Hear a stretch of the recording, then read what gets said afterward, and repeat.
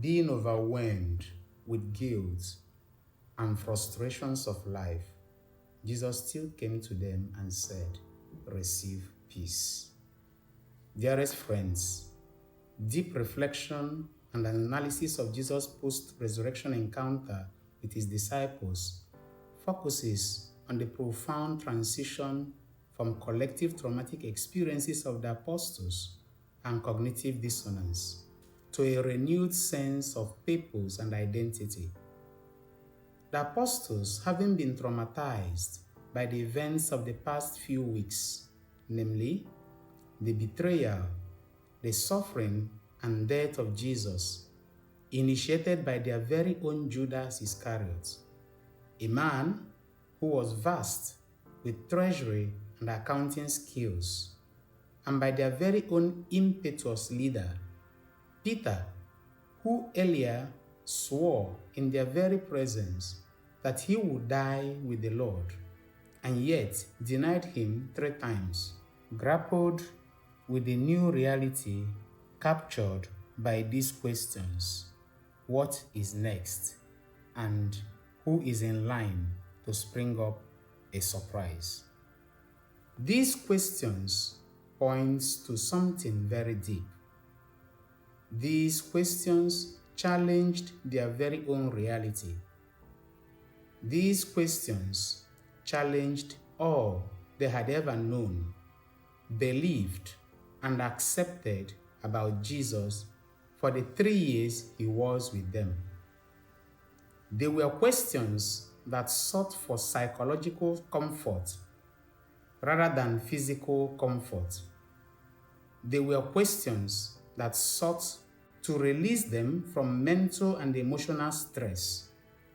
And so, they came together under locked door and key, and with only one agenda: to comfort one another with their physical presence, reassuring each other that all is well. It was in the midst of this situation that Jesus came, bringing release and relief. He came with release by freeing them from the shackles of their human frailty.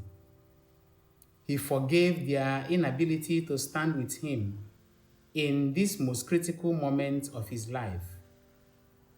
He brought relief because their minds received peace. Their acute stress, fear, and anxiety, coupled with cognitive dissonance, were laid to rest. And Jesus said, "Peace be with you. Shalom."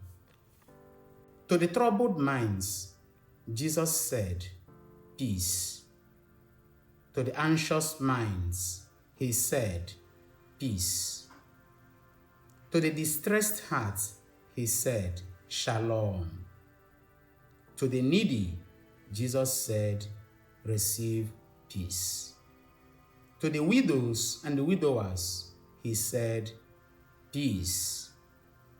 To those that are offended, he said, "Peace." He still appears to those who are locked up by their own uncertainties, by their own imaginary fears. Jesus said, "Peace."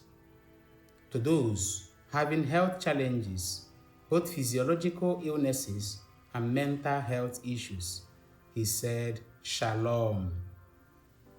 To those who are grieving, he said, "Peace." To those going through financial difficulties and challenges, he said, "Receive peace." To those who are facing the uncertainties of tomorrow, he said, "Peace." To those inundated by traumatic experiences and acute stress challenges, he said, "Shalom." And today, dear brothers and sisters, he has come to give you peace. May his peace reign supreme in your life. Amen. Amen.